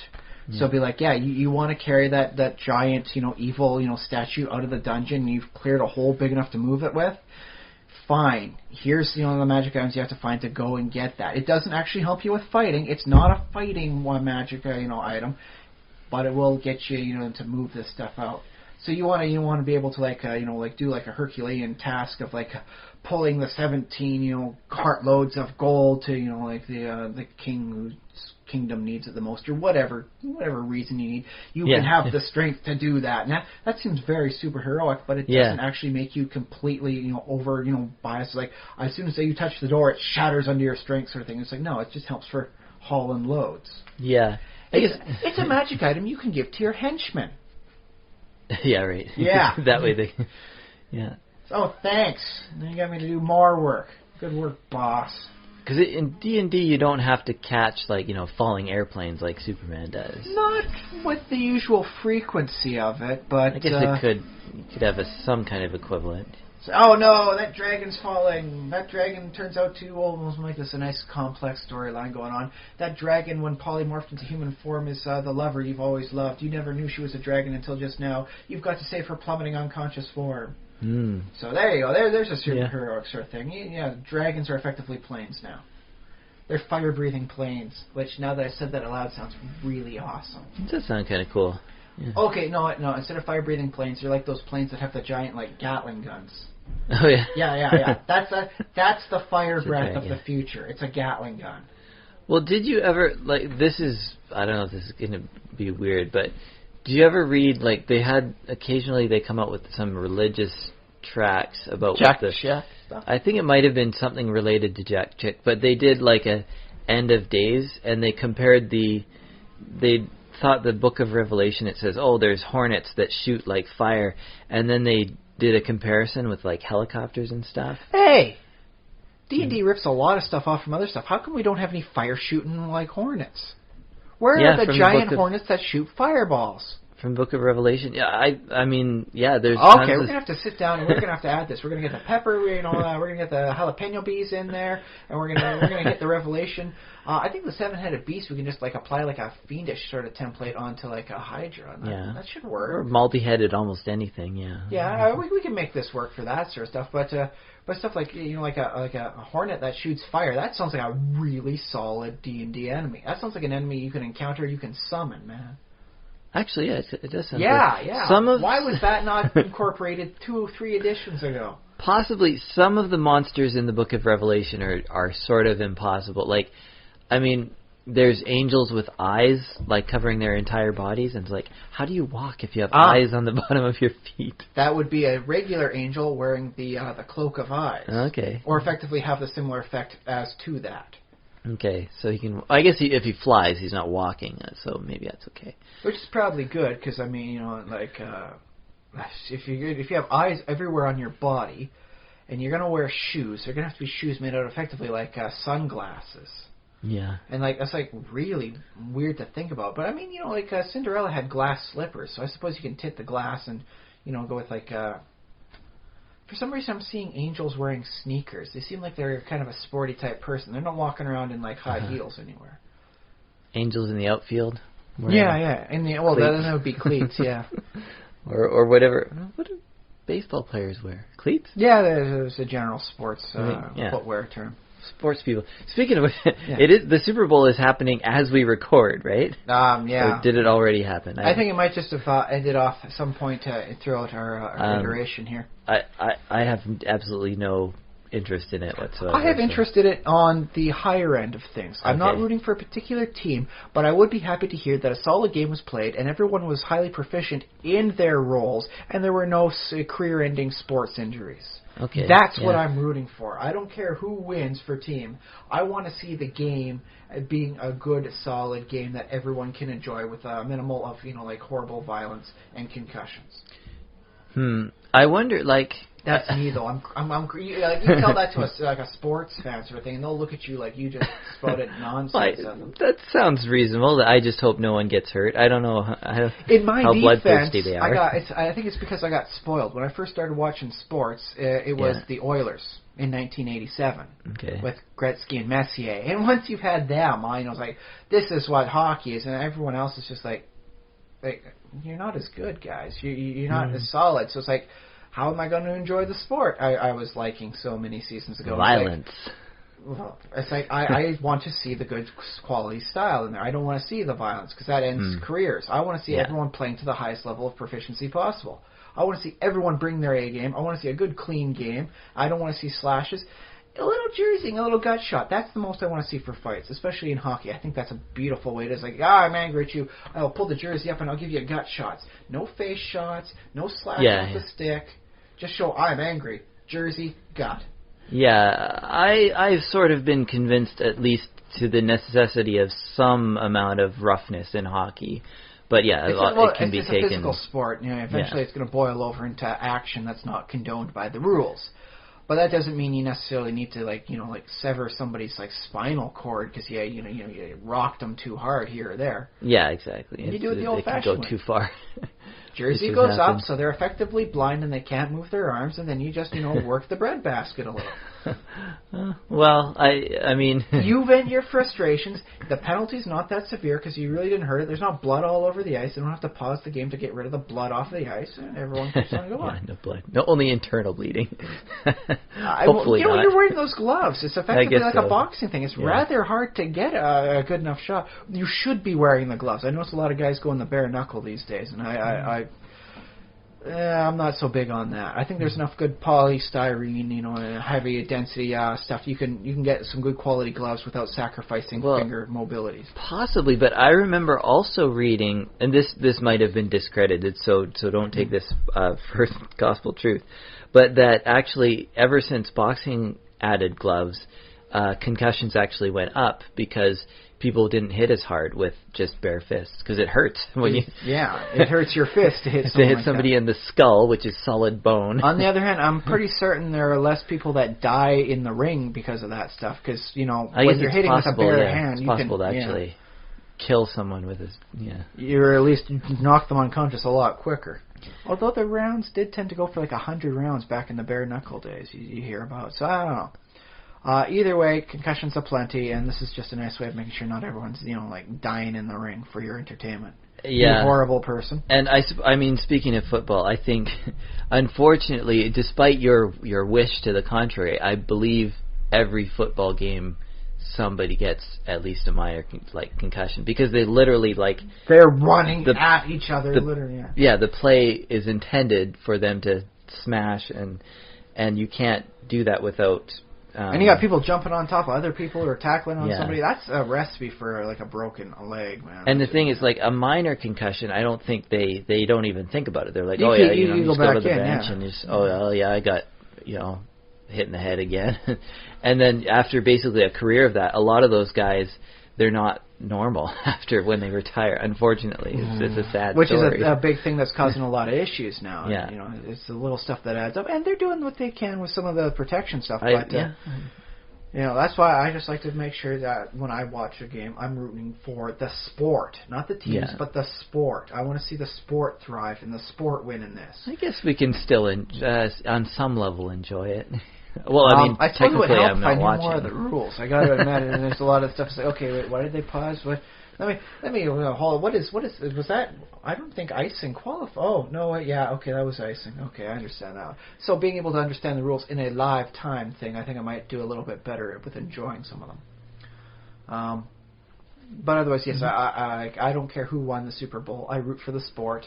I am against the commercials. I don't think you should be spending that much money on the commercials. But that's me. I mean, you got to make the money somehow with people asking that much for their... Yeah, and it's hard to, like, it just is that big. Like, how can you fight that? It's just, that's the reality we live in. We have a lot of people who spend money on products, and the products are like, oh, okay, well, we'll just... There are so many people watching that darn thing, then we're going to charge this much per person effectively, and hey, we can get away with it because the sponsors are paying for it. Yeah, and it's weird because I think the Super Bowl, I think it just keeps getting more popular, which I would have sort of expected in our modern fractured media environment for, like, because big they've events. maintained a purity of that. It's very hard to get it downloaded or streamed. They're good at cracking that, and so it still maintains the old style. Like, it's on this channel, it's on like this, it's on this time, and it's still because they're almost draconian legislations on that against you can only do it this way, we got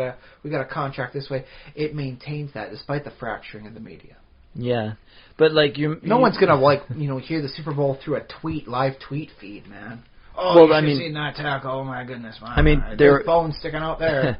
You probably could get a pretty good sense of what was happening in the game just by following Twitter. Just if you follow certain accounts, you probably could get, up to the minute, up to the second. It wouldn't satisfy the sports fan. Yeah, some it would. The only sports fan I've seen that enjoys hearing about things like and the numbers and all that would be the box scores for baseball. A proper fan, who digs the box scores, can see how the game goes down through reading the box scores. But that's the only time I've seen a sports fan not, be, oh God, I got to at least hear it on the radio live, Yeah, well, I mean, this is something I'd like to hear from our listeners about. Like, if our listeners, I feel like a lot of our listeners probably aren't necessarily football fans because our geeky corner doesn't seem to... That's because we really need to create an RPG for fantasy football. Yeah. And not just, the Blood Bowl from the Warhammer stuff. Yeah. I can't... Well, I'd give it a shot, but I can't say it sounds that appealing to me. Oh, come on. You don't want a level 5 quarterback? No. Oh, that's right, because every time they go up in level, they'd have to pay them so much more for your team cost. Yeah, right. Yeah, you have to renew their contract.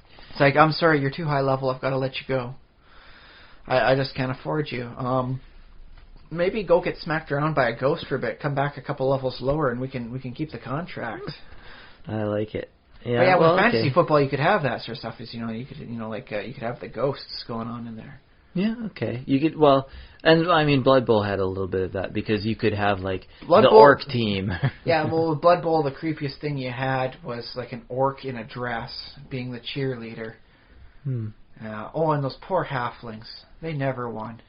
But they were the only team that showed up to a game, and they still lost by 1 point. That's how bad they are at it. If you lived in a world where there really were orcs, and maybe they were like leaned towards evil, the way we have our stereotype in D&D. Morality sort of thing. But yet it's possible to have a good orc, for example. Yeah. Would it be racist to have a team called the Orcs? We have a team called the Redskins, and they've managed to not change their name and successfully ignore all the arguments to the contrary. I guess the thing, that's sort of subjective because some people will say it's racist. So all you have to do is change it from the Redskins to the Greenskins. The Greenskins. Yeah, it's just that close. As sad as it is to say. I think I've used that term to describe the various orc races, and goblin type races.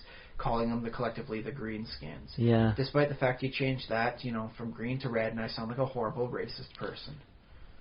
I mean, what we do have going for us is that they don't actually exist. But Thank goodness. I mean, if they did, I guess we'd have a bit of a racist problem. Email, and I'd have to go into some rehabilitation stuff. But okay, well that's a good note to. No, wait, I should. If you have hate mail to send to us, you can send it to thesimulationist@gmail.com. If you think there's a good reason to defend like a greenskin as a term for the various fantasy evil races, like if you on the other hand, if you got a better term to use for the various evil fantasy races, I'd like to hear that too, because I'm not happy with using the terms I currently am, but there is no collective terms to use other than that. So well, yeah, I mean. My my default would be evil humanoids, but evil, obviously, that's not a good word to use either, because they're not evil. What else could you collectively call them, like the antagonistic standard fantasy races? I mean, I guess that's the closest. It doesn't roll off the tongue, yeah. Yeah, I mean, you could just simply not refer to them as an agglomeration, as if they're all, monolithic. Here's all the orcs and goblins. And yet they do seem to pile together as a horde, a lot more commonly than like the elves, dwarves, humans, and halflings do. Yeah, in Tolkien, orcs and goblins are sort of the same thing, kind of. Yeah, if you're big, you're an orc. If you're small, you're a goblin. Yeah, but in D&D, they're very different species. And actually, in D&D, orcs and goblins probably are so different that you wouldn't see an army with, here's our orc legion and here's our goblin legion, and they although combine. I do see like the old fighting fantasy stuff from the Jackson and Livingstone crew. They'd have stuff like the orcs, would get the goblins together and just have them be like a fodder. They'd force the goblins ahead of them in battle. Yeah. The goblins really aren't that much connected to the orcs and all that sort of stuff. But they are smaller, weaker, and intimidated enough that they can get forced into the front of a battlefield. Yeah. Yeah, something like that. But I suppose you could do that with gnomes, too. And I'll say this, though, for the fighting fantasy stuff. They did make sure their goblins and their orcs were very different enough that you can call them their own stuff. And they did verge very nicely away from the Tolkien stuff. So I was quite happy with this reading that. Yeah. Goblins being very shamanistic and natural stuff. Orcs being a little crazy and able to eat anything. You cannot imprison an orc. You will eat its bonds away. It'll get a little full and probably crash for a nap about 100 yards away. But you can't keep them bound up. They will eat through their bonds. That was what orcs did. That's how come they can survive without needing like farmers and all that. They'll just pick the earth and up, the rocks over there, and they'll eat that. They can get nutrients out of that. That's their thing. And I find that, I was like, ooh, I want to actually try incorporating that one into D&D sometime, because that explains how you have like this warrior culture with no orc farmers. Mm-hmm. So, I guess it works that way. Whichever way I want to make it, I do want to make it my own, though. And that's always been my big thing. Is if I'm going to change things, I got to make it all my own. Yeah, cool. So, yeah. Should we start wrapping things up, I suppose? All right. Mention all the ways they can get a hold of us if they have a better term for the collective antagonistic fantasy races. Yeah, let me know. Did TV tropes come up with a thing? Send us the link, man. Come on. Yeah, I might have a look for that myself. But also, if you have any thoughts to add to what stuff that we left out or stuff that we should have talked about. How do you incorporate the terms of damage resistance and spell resistance, psionic resistance in the various campaigns? How do you explain it away? Oh, we didn't even talk about whether psionics and magic are like... in most cases, they're like blue-colored magic. It's the same sort of thing. It uses the same mechanics. Sometimes they're different. Sometimes they're the same, depending on how alien you want them to feel. Yeah. But, I always thought that was interesting to think that there's an entirely different class of magic that's, mind magic, that simply does not interact with arcane magic, except for specific Here's a concept spells. for you. Maybe it doesn't interact with them the same way because they believe it doesn't interact the same way with them. And all you have to do is convince a scion that it's basically the same magic as a sorcerer, just with a different style, and all of a sudden, bam! spell resistance, psi resistance is the same thing for them. They get stuck in the same trap. They're in the same line as everyone else. The only reason the other scions are able to do it is because they're thinking a different way, and their thoughts make it manifest real. I don't know. I almost feel like there needs to be an overarching sort of system. I think they will. We'll be winding up doing that in 5th edition. Yeah, maybe. The 2nd edition was horribly imbalanced, adding psionics and psionic wild talents to it. Yeah. They helped that out with 3rd edition, and they've been gradually streamlining it and mainlining it a little bit more with the other classes as things go on. 4th edition worked really well because it was... You could sort of compartmentalize the classes, and it was like these powers work in these circumstances for this character, and there wasn't a lot of back and forth spell resistance and stuff. But I think, knock on wood, when 5th edition does their psionics, it'll be even more streamlined. It'll be even more incorporated into a campaign. It won't seem so odd and out there. Hopefully, yeah. That's always the goal with psionics. But psionics... Well, also, with any added class. Sure. I think the Warlock class for 3rd edition is easily the best example. It just slots in so well, hits that niche, and just locks load. You're ready. It's part of your campaign now. So, fingers crossed, everyone. Yeah, I hope your Surgeon class works the same way. Yeah, well, the Surgeon is a little bit... It's more mundane. It's more like, this is what you would do if you couldn't be a divine caster. If the gods won't let you do it, this is how you do it yourself. And obviously wizards, for whatever reason, don't have access to healing magic. Which I always found weird, but it's a hallmark of the D&D style now. I mean, a lot of the other campaigns... I kind of like the theme, so I'm okay with it a little bit. It does prevent necromancers from being the best healers. On the other hand, in 3rd edition, the best necromancers were clerics. So, so people can go to our Facebook page, facebook.com/thesimulationist. I'm there at least once a day, so okay, cool. Make sure you post something up, and I'll see what I can see. I guess I don't often, besides the episode itself, I should probably go on there more. Also, it's a nice place. It's very cozy. It's a good place. Yeah. We could probably improve that page a little bit too, because I think there used to be an image there that there isn't now. But it's time to break out the art skills. Okay. Yeah, youtube.com/thesimulationist. Speaking of art skills, I want to just put out a general call for people, our listeners. If you happen to be skilled in art in some way, we would love to see anything you could possibly draw for us. Like if one of our things was this would make for a good story, and you're like, well, I can't write that well, but I can draw like nobody else. And you want to draw an image from you were mentioning this, and this is what I envisioned for an ocean there. Yeah, send that to us, man.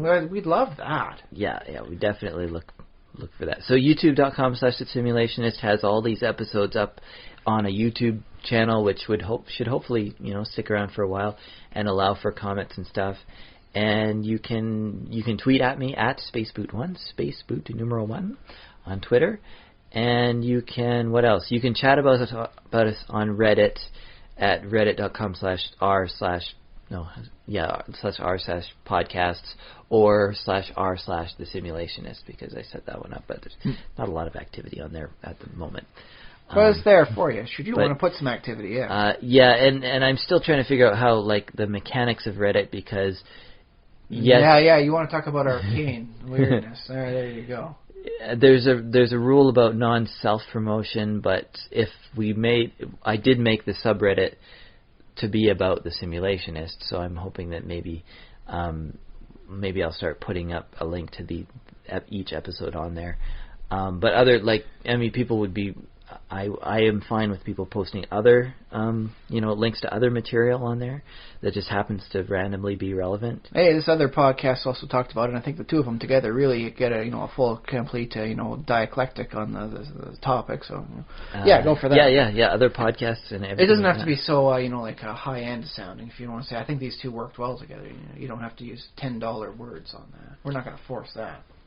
Yeah, exactly. Okay, so I think that's all the stuff. Just find us on Google, and anytime there's a little place where you can write a little review. Oh, iTunes has a place for reviews.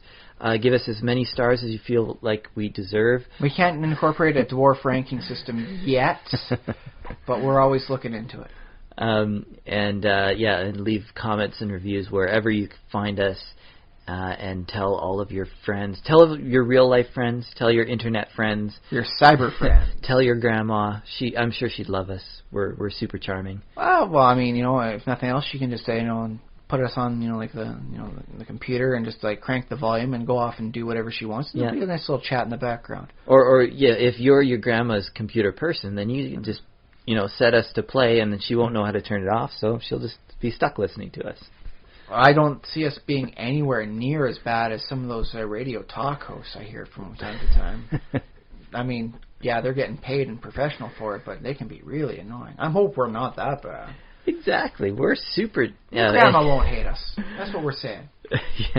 So I guess we should wrap up. Final thoughts on sort of I have always hated that level of immunity. I hated it in Dungeons and Dragons. I especially hated it in Diablo, especially when because you got like a sorceress sort of thing you're playing there, and she's a one note character because you can't go into all different trees and get all the stuff and still be viable. Yeah. So you're like, oh, I'm an electric sorceress, and all of a sudden like immune to electricity. And you're like, bah! Now I can't do a dang thing. This is my end. This is my Omega right here. I gotta get a new game started. So I've always hated that. Like, oh no, now this doesn't work without at least some explanation for it. Mm-hmm. And they never really gave an explanation for why spell resistance was, why the damage resistance was. Mm-hmm. Sometimes oh yeah, this has got like resistance for this wall because this wall is like a 5-foot block of solid stone. Yeah. So it's just pretty hard unless you're dealing a lot of damage. It's just you hitting a wall with your fist, buddy. But it doesn't really work for most monsters, and I've never liked it until I saw the movie Weird Woman, where it explains. At least there was some explanation. It's like, oh, yeah, they're bigger than, they transcend. Their mentality is such that they have overcome, and you can't overcome because you're a wizard, and to have your spells you have to believe in. Haha. Mm-hmm. So I like if I could find more explanations, in-world explanations for what spell resistance is, other than a giant middle finger to the spellcasting classes. Like if you create like some small like demigod that's only existence is to be at the bane of spellcasters, and that way you get like the people that burn the witch, and what do? They go around to some of the horrible creatures and make them immune to spells, so that spellcasters are have more things to fear. Well, at least that's something, but most campaigns do nothing like that. It's just like stats. And it's like, ugh. Explanations is what I asked for. Yeah. Well, I like some of the arms race when you explain it as magicians or wizards, I guess, or whatever, coming up with sort of counter spells and sort of that idea. Is that, yes, yeah. I've created this epic spell in order to be a protection against other spells that I happen to also know, so I've sort of countered them in this way, or expect that. Yeah, I got a spell field about me that automatically, it blows out my own spells as I use them to counter the spells cast at me. Yeah, I think that would work. It's a very interesting one, because that way, if you don't have the spell memorized for the day, it's still hitting you. Yeah, but also, I mean, counterspelling also is another thing in the game on some level too. So. It's not just... but it still doesn't explain why, like, this large beast is, like, immune to, like, most things. Like, the explanation for the Drow's spell resistance in, like, the Forgotten Realms was there's, like, crazy energies in the Underdark, and that's why the creatures living there have crazy abilities. Yeah. That's why you have those dwarves that can grow large. Yeah. And the spell powers of the Drow fade when they go to the surface area because the magical energies of the crazy Underdark, leave them. Yeah, and I think it was inspired partly just by radiation and sort of the idea of, you might have radon in your basement or something like that. Like, it was deep under the weird earth, like there that, might but be... instead of actually killing you, it gives you magical abilities. Yeah. And, like, that was something. It was, like, it's like, okay, the answer is craziness. Oh, it's an answer. It's something. And it's more than nothing I kept getting for so long, for so many editions. Yeah. So if there's any one area to really improve for that, it's give me a reason why. But I suppose, like, the other thing is, if you're a player and you're stuck with one of these campaigns or whatever, the lesson is... well, either just throw it out and just say, well, we're not going to do things that way. We're just going to do it our own way. Or as a player, you just have to roll with it and say, well, you have to invent your own reason. You have to say, well, it's magical radiation, or, oh, it's just, this magic is dead here, or something like that. Magic dead zones, I'll buy that. Yeah.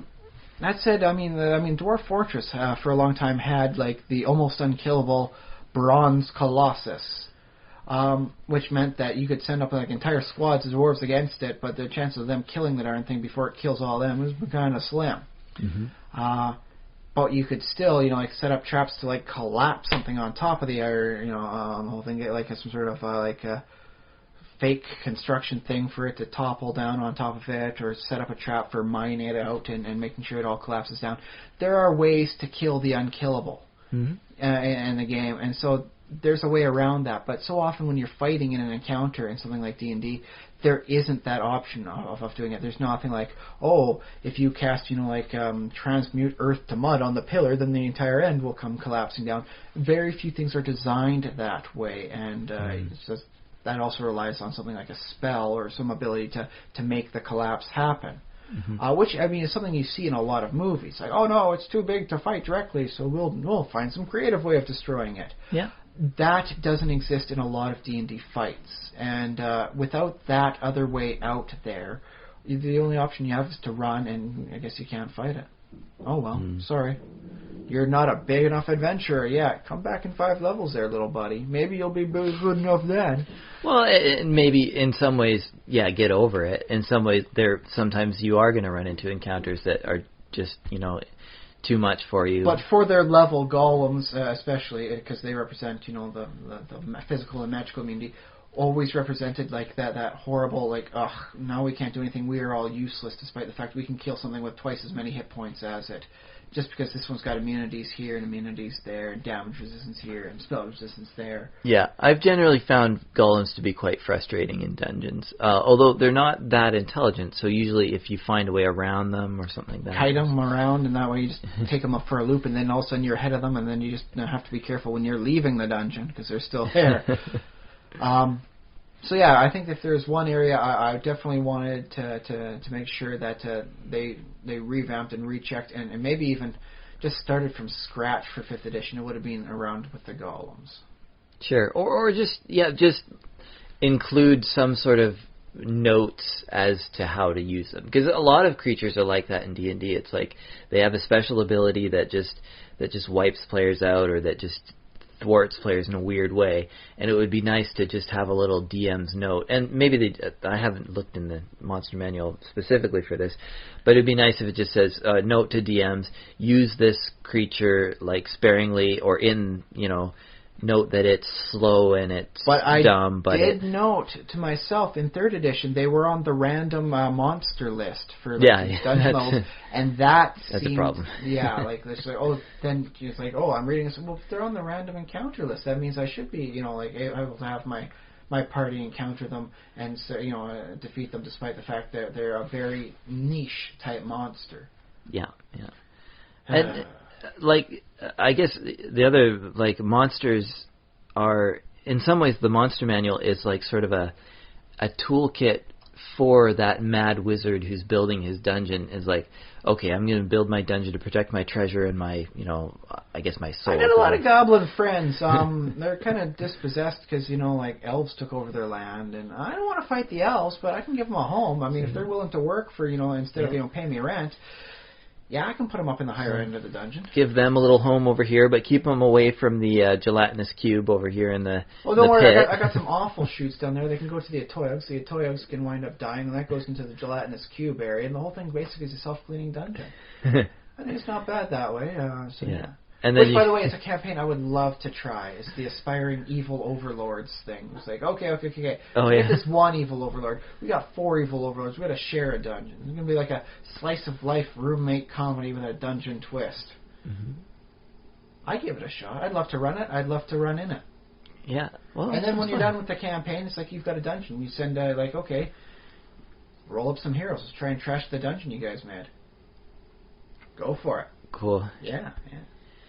I think that aspect actually gets for an interesting test of how things like, why are all these walls made out of adamantine? You know, I was like, well, because you can't just bash your way through. Mm-hmm. And that's your deficit barrier. But it's like, on the other, it's like, where are we going to get this much adamantine to even protect the single vault we've got? Yeah. Well, I remember the Stronghold Builder's Guidebook, and there's probably been other versions of it, but 3rd edition had a Stronghold Builder's Guidebook. Which I really liked. I still use it as a reference. So yeah, it had pricing for, if you want to build an adamantine vault, you probably can't build your entire castle out of adamantine, because that's like... Don't tell me what to do. Don't make it a challenge. Yeah. I will loot every last thing so I can collect every last copper so I can buy those I don't adamantine think walls. there's enough adamantine in the material plane, but... but they do have spells of transmutation. I have looked at this. Okay. There's some interesting ways to do it. The return on it means you get very little adamantine based on the core metal, but, it's still something. It's still more. I guess, yeah. I mean, if you have 1,000 years to build your castle too. It does cost experience points too. Castles. So unless you're doing some sort of blood magic thing, it does get really slow. Yeah. But it's there. It's an option, and as long as there's an option, I'm okay with it. Yeah. At least I'll try it at one point. Sure. Yes, I think that's been our final verdict. Indeed. Like if you're going to have that stuff in a campaign, have a reason for it. It gets the players much less frustrated when they've got that bar. It's like, oh, why? I'm just not good enough. Fine, whatever. Stonewall me, you dang DM railroad mirror. Like, no. Yeah. Here's the answer. It's like, okay, I think I get this. This is like a high-end guardian. What we have to do is trick it. It's not a fight encounter. It's a guile encounter. Yeah, and as a player, I guess part of that is just trusting your DM, too. Not exactly the best idea sometimes, depending on the level of experience they have. Well, if you got a level 1 DM, trust only goes so far. I mean, trust them in that, like, if they do make a mistake and throw, oh, here's an iron golem in a room and you guys aren't high enough level, and the door slams behind you, like, oh, I guess you're stuck in there with the iron golem. Well, just take it as a story, like, oh, that happened. Like, I mean, yes, sometimes you can get mad and say, well, that wasn't fair, or that was dumb. In my mind, it puts it in the same area as like throwing the Tarrasque up against like a level 2 player. Yeah. It just seems really unfair and really amateurish. It is unfair and amateurish, but take it for what it is, and that sometimes these things will happen, and hopefully Dungeon Masters will learn not to do this. And if they do it again, you have every right to, steal their screen and put it in front of your character. You don't steal the screen, but they're not getting the pizza when it comes around. No pizza. No pizza for you. You killed our party. You TPK'd. No pizza. Or if we do get pizza, you get the one with anchovies. The anchovies of shame, of poor DMing. What if the DM likes anchovies? Nobody likes anchovies. That's a myth. Nobody likes anchovies. What do I don't know if I've ever had anchovies. I mean, there's a reason why they're not sardines, usually listed on most things there, because tuna, even cooking them has a potent salmon, smell to it. And well, maybe we'll find you a slice sometime. We'll see what we can do. Just for fun. I don't think you can get them, like, if you order from there's probably some pizza place, but the standard, the ones that I get, I don't think they even have. I got an old, Yellow Pages book. I know no one else uses them, but I have one from a few years back. We'll start doing a little browse after this and see if anchovies are listed in the pizza places. Is it even an option anymore? Has it become such a joke it's no longer a thing? Yeah. Now we'll know. All right, but I suppose that's our final verdict. You gotta come up with an explanation. If you're going to be a dick about that sort of stuff, at least give an in-world reason.